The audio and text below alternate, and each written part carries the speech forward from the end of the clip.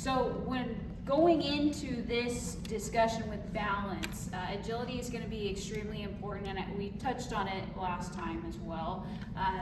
Keep in mind that they go hand in hand. So when you're doing these balance activities, make sure you're getting some agility activities in, or exercises in as well. All right. Okay. Let's start off. Sorry, my mind is not quite there yet. It's still a little early for me.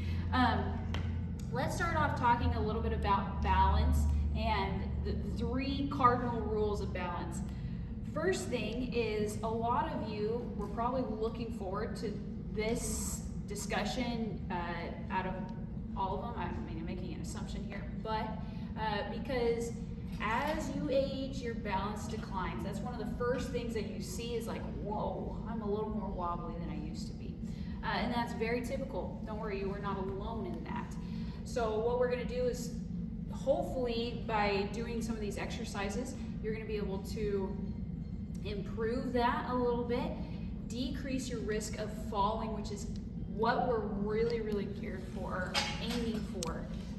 Because as you know, falling is one of those, well, it's just a very dangerous thing that as you age.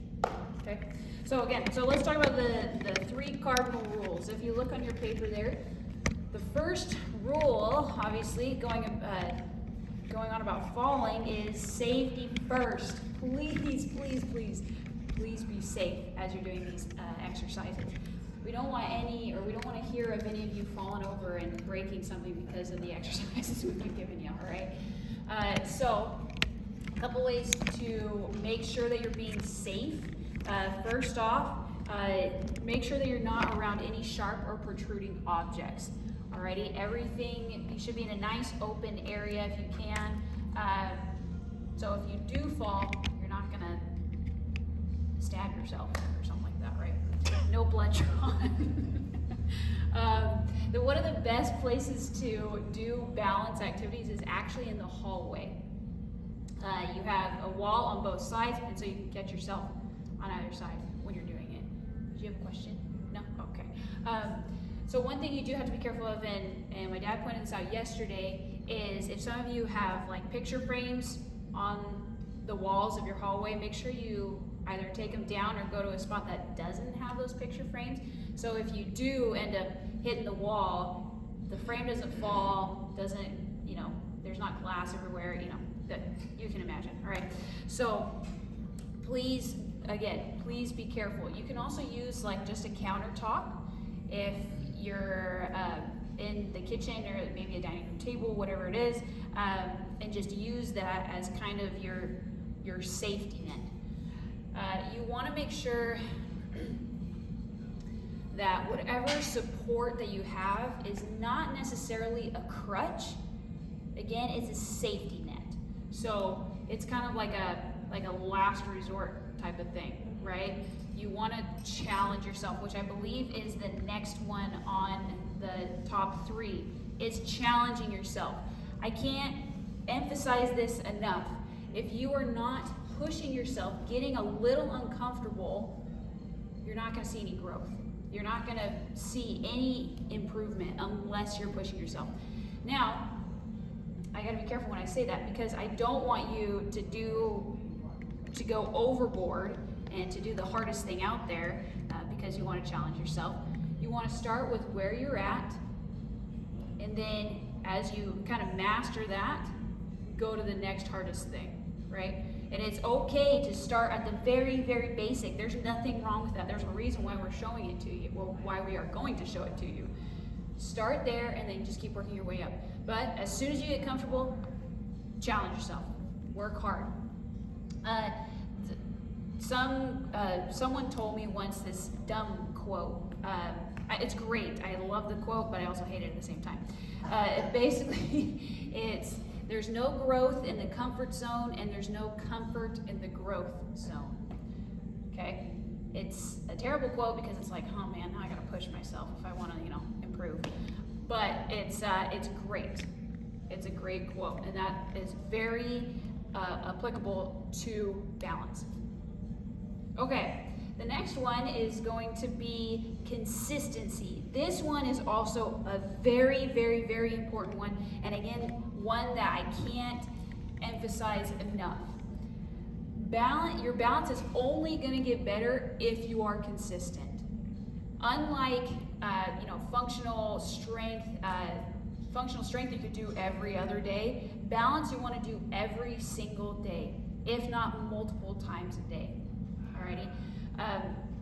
With balance, if you aren't consistent, you're not going to see progress. I have a client who every time I see him, he says, I don't feel like I'm getting any better with my balance. And I ask him, say, well, are you doing those exercises at home? And he's like, no, I haven't. I'm like, that's why. That is why. Okay? So when you are doing these exercises, you don't need to do them for a very long time. You can do them for 5 minutes. That's it. It's just spend 5 minutes on balance, go about the rest of your day, and then after a few hours, come back and do 5 more minutes. Okay? That's all we're asking. 5 minutes of balance. You can even incorporate it into your daily activities. So let's say if you are walking through your house, you walk through the hallway, do a quick exercise real fast as you're walking, and then do what you're going to do. But every time you enter the hallway, you do a balance exercise.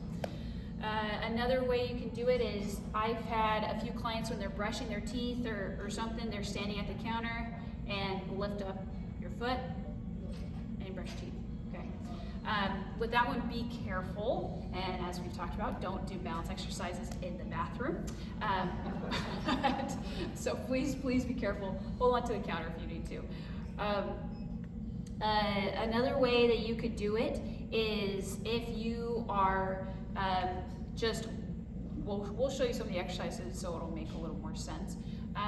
But if you are standing at the countertop cooking dinner or whatever, again, do some exercises, okay? There's lots of opportunities for you to just incorporate this into your daily life where it doesn't even feel like exercise, it just feels kind of more like a challenge. Alrighty?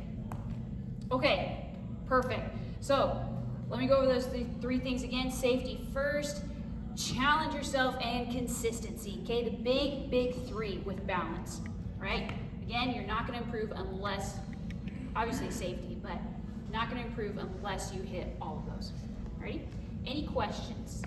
Yes? Is this a result of inner ear changes as we age? It can be, but a lot of the times it's just age. It just happens.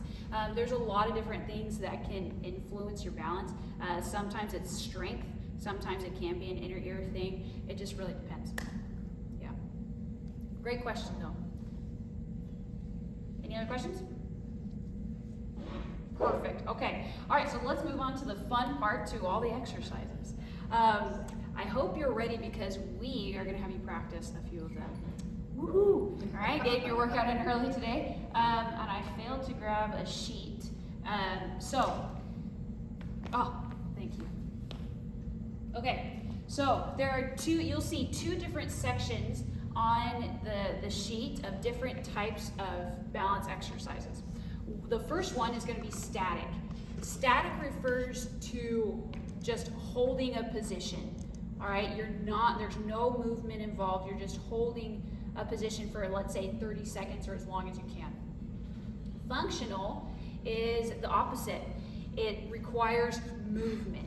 So again, with functional exercises, these are the type of balance activities that you are going to experience in your daily life. So, we'll get to that. So it'll just be more movement involved with those. Alrighty, both are important. The static, it helps strengthen your stability muscles, which are, again, as they sound, they help you stay stable. They're really, really, really important with balance. Functional, obviously, is going to help with just your daily movement. All right, so let's go over the first one, the one-legged stand. You did this at the assessment, so you should be all pros at this by now, right? So what you're going to do is you're going to have a wall next to you if you need it, or a bar or a table, something right here to kind of keep your balance. All you do is you put one hand, one finger on that wall, and lift that foot up. And if you can, release that finger and just hold that position. Okay? Again, hold for as long as you can. If you reach 30 seconds and you're like, I could hold this forever, go ahead and stop. Okay? You're doing great on that. And then that means you have to move on to the next step. Both feet or just pick a foot? Both feet. Make sure you're doing it on both feet, yes. But not at the same time. Not at the same time. Exactly. Yes. We call that hovering. Right. If you could do that, I would love to see it. Please take a video or show me, because that would be amazing. We could sell tickets. Okay, the next one is stacked feet. Again, another static exercise. All you do is you have one foot in front of the other here, and you're gonna have your toe to your heel, okay? And all you do is you just hold this position. All right, fairly simple. And again, as same with the last one, you wanna switch whatever foot is in front, bring it to the back here, and hold. Ready? Just want to make sure that your feet are perfectly aligned. Yeah, make sure that your feet are completely in a straight line. A lot of times what happens is someone's toe will be out to the side. That actually helps you stay more balanced. There's a reason why that's a natural thing. So if you keep it, see, even now, you keep it in a line, it tests you a little bit more. So if you look on there, there's two other ways that you can do this. If as you do this, I want you to bring that back foot just a smidge, okay, right here. This is a medium stance. And again, just hold. And same thing, you want your feet aligned. This foot should not be out to the side. Keep it nice in a straight line here. Alrighty, and then you want to challenge yourself more. Bring that leg back a little bit farther. And same thing, this is a long stance. Alrighty? I mean, you can tell this is testing my balance for sure. Alrighty. Okay, now's the time to practice. I'm gonna have all of you stand up. I want you to stand actually behind your chair so you have something, that safety net to practice on. People who are watching online, if you'd show up to class, you'd be able to do it with us, but it's okay. We'll forgive you. All right.